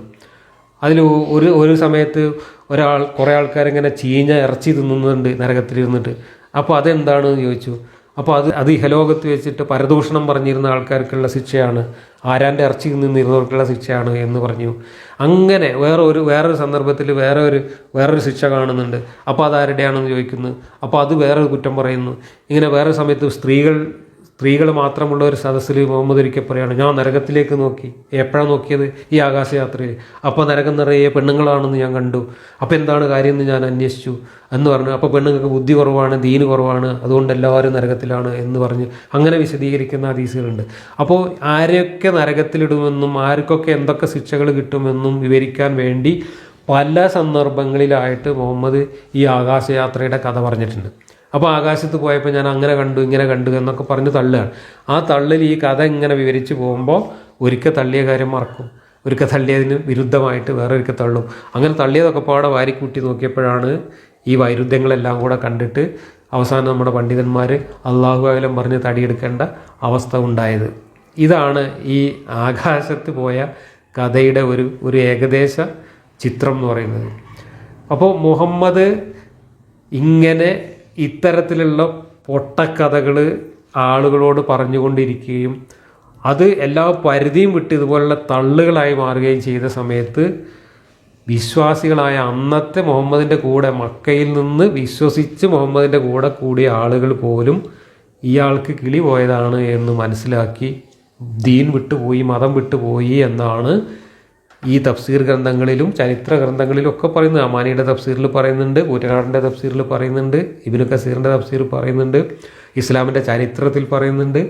ഈ കഥ വിശ്വസിക്കാൻ ആളുകൾ തയ്യാറായില്ല. മുഹമ്മദ് ഒറ്റ രാത്രിയിൽ കിടന്നുറങ്ങുന്നിടന്ന് നേരെ ശരീരത്തോടു കൂടി അങ്ങ് പോയി ഏഴാമത് ആകാശത്തേക്ക് പോയി എന്ന് വിശ്വസിക്കാൻ അന്നത്തെ ആളുകൾ തയ്യാറായില്ല. അതുകൊണ്ട് കൂടെ ഉണ്ടായിരുന്ന വിശ്വാസികൾ പോലും മുർത്തദായി പോയി. അങ്ങനെ മുർത്തദായി പോയ പലരെയും പിന്നെ ബദറിൽ വെച്ചിട്ട് അള്ളാഹു ശിക്ഷിച്ചു എന്നൊക്കെയാണ് ഇതിനകത്ത് പറയുന്നത്. എന്നാൽ അബൂബക്കർ സിദ്ദീഖിനോട് ഈ കഥയൊക്കെ പറഞ്ഞപ്പോൾ അതൊക്കെ ആരാണ്, മുഹമ്മദാണോ പറഞ്ഞത് എങ്കിൽ പിന്നെ നിങ്ങൾ ആരും സംശയിക്കേണ്ട, അത് വിശ്വസിച്ചാൽ മതി എന്ന് പറഞ്ഞുകൊണ്ട് മുഹമ്മദിൻ പറയുന്ന എല്ലാ തള്ളുകളും അബൂബക്കർ സിദ്ദീഖ് വിശ്വസിച്ചു എന്നാണ് പറയുന്നത്. അന്ന് മുതലാണ് അബൂബക്കർ സിദ്ദീഖ് എന്ന പേര് കിട്ടിയത് എന്നൊക്കെയാണ് ചരിത്രം. കാരണം മുഹമ്മദാണ് പറഞ്ഞതെങ്കിൽ എന്ത് പൊട്ടത്തരവും നമ്മൾ വിശ്വസിച്ചോളണം എന്ന ആ ഒരു അന്ധവിശ്വാസത്തിൻ്റെ ഏറ്റവും വലിയ മാതൃകയായിരുന്നു ഈ അബൂബക്കർ എന്നാണ് വിശ്വാസം പ്രചരിപ്പിക്കുന്ന പണ്ഡിതന്മാർ ഇപ്പോഴും എന്ന് പറയുന്നത്. അതുകൊണ്ട് നിങ്ങളും ഇതുപോലുള്ള പൊട്ടക്കഥകളെല്ലാം കണ്ണും പൂട്ടി വിഴുങ്ങിക്കൊള്ളണം. അതിൻ്റെ സാധ്യതകളെക്കുറിച്ചോ അതിൻ്റെ തെളിവുകളെക്കുറിച്ചോ അതിലുള്ള വൈരുദ്ധ്യങ്ങളെക്കുറിച്ചോ ഒന്നും നമ്മൾ ചിന്തിക്കേണ്ടതില്ല എന്നാണ് ഈ അന്ധവിശ്വാസ കച്ചവടക്കാരായിട്ടുള്ള പണ്ഡിതന്മാർ ഇപ്പോഴും നമ്മളോട് പറഞ്ഞുകൊണ്ടിരിക്കുന്നത്. എന്നാൽ ആയിഷ ഇത് വിശ്വസിച്ചിരുന്നില്ല. അബൂ സുഫിയാൻ്റെ മകനായിട്ടുള്ള മുആവിയ ഇത് വിശ്വസിച്ചിരുന്നില്ല. അവരൊക്കെ പിന്നീട് പറഞ്ഞതെന്ന് വെച്ചാൽ അത് മൂപ്പര് കിനാവ് കണ്ടതാവുന്നതാണ്. കിടന്ന് ഉറങ്ങിയുന്ന പായയിൽ നിന്ന് മൂപ്പര് എണീറ്റൊന്നും പോയിട്ടില്ല, അവിടെ തന്നെ കിടപ്പുണ്ടായിരുന്നു എന്ന് ആയിഷ പറയുന്നത് ട്രോളായിട്ട് പറഞ്ഞതാണ്. അതുപോലെ തന്നെ മുആവിയ പറഞ്ഞിട്ടുണ്ട് അത് സ്വപ്നം കണ്ടതായിരിക്കാനാണ് സാധ്യത എന്ന് അന്നത്തെ ഒരുപാട് ആളുകൾ വിശ്വസിച്ചിരുന്നു. അങ്ങനെ സ്വപ്നം കണ്ടതാണ് എന്ന് വിശ്വസിച്ചാൽ പോലും മുർത്തദാവുമെന്ന് പറഞ്ഞുകൊണ്ട് മുഹമ്മദ് ഇതൊക്കെ ഒറിജിനലാണ് എന്ന് അവരോട് പറഞ്ഞപ്പോഴാണ് മുഹമ്മദിന് കിളി പോയതാണ് എന്ന് പലർക്കും മനസ്സിലായത് എന്ന് അക്കാലത്ത് മക്കയിലുള്ള ആളുകൾക്ക് തന്നെ മനസ്സിലായത്. പക്ഷേ ഇന്ന് ഇതൊക്കെ വായിച്ചിട്ടും ഈ മാതിരി തള്ളുകളെല്ലാം കണ്ടിട്ടും ഈ വൈരുദ്ധ്യങ്ങളെല്ലാം നമ്മുടെ മുമ്പിൽ നിരന്ന് കിടന്നിട്ടും നമുക്ക് ഇത് കിളി പോയതാണ് എന്ന് മനസ്സിലാവുന്നില്ല എങ്കിൽ നമ്മളെക്കാൾ എത്രയോ ഭേദമായിരുന്നു അന്നത്തെ ആളുകൾ എന്നാണ് എനിക്ക് ഇതുമായി ബന്ധപ്പെട്ട് പറയാനുള്ളത്.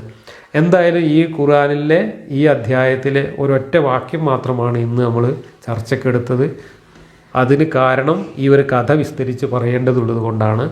തുടർന്നുള്ള വാക്യങ്ങൾ നമുക്ക് എന്തായാലും അടുത്ത അധ്യായത്തിൽ ചർച്ച ചെയ്യാം എന്ന് പറഞ്ഞുകൊണ്ട് തൽക്കാലം അവസാനിപ്പിക്കുന്നു.